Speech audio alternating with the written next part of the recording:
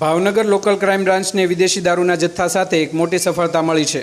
એલસીબીએ Sihor police station વિસ્તારમાં દરોડા પાડી ભારતીય બનાવટના વિદેશી દારૂનો જંગી જથ્થો ઝડપી પાડ્યો છે। આ કાર્યવાહી દરમિયાન 2 આરોપીની ધરપકડ કરવામાં આવી છે, જ્યારે એક આરોપી હાલ ફરાર હોવાનું સામે આવ્યું છે। પોલીસને મળેલી ચોક્કસ બાતમીના આધારે ભાવનગર વલભીપુર હાઈવે પર હોટેલ ક્રિષ્ના નજીક વોચ ગોઠવવામાં આવી હતી।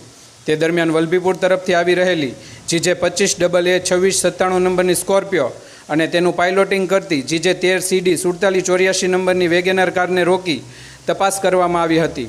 તપાસ દરમિયાન સ્કોર્પિયોમાંથી ભારતીય બનાવટની વિદેશી દારૂની 1806 બોટલો તથા 380 બિયરના ટીન મળી આવ્યા હતા। દારૂ ઉપરાંત બંને કાર અને મોબાઈલ ફોન સહિત કુલ ₹11,05,522નો મુદ્દામાલ પોલીસે કબજે કર્યો છે।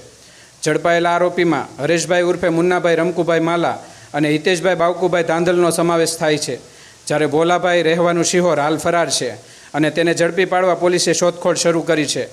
પ્રાથમિક તપાસમાં હરેશભાઈ સામે પણ અગાઉ પ્રોહિબિશન સહિતના અનેક ગંભીર ગુનાઓ નોંધાયેલા હોવાનું સામે આવ્યું છે, જ્યારે હિતેશભાઈ સામે પણ અગાઉ ચોરીનો ગુનો નોંધાયેલો હોવાનું પોલીસે જણાવ્યું છે।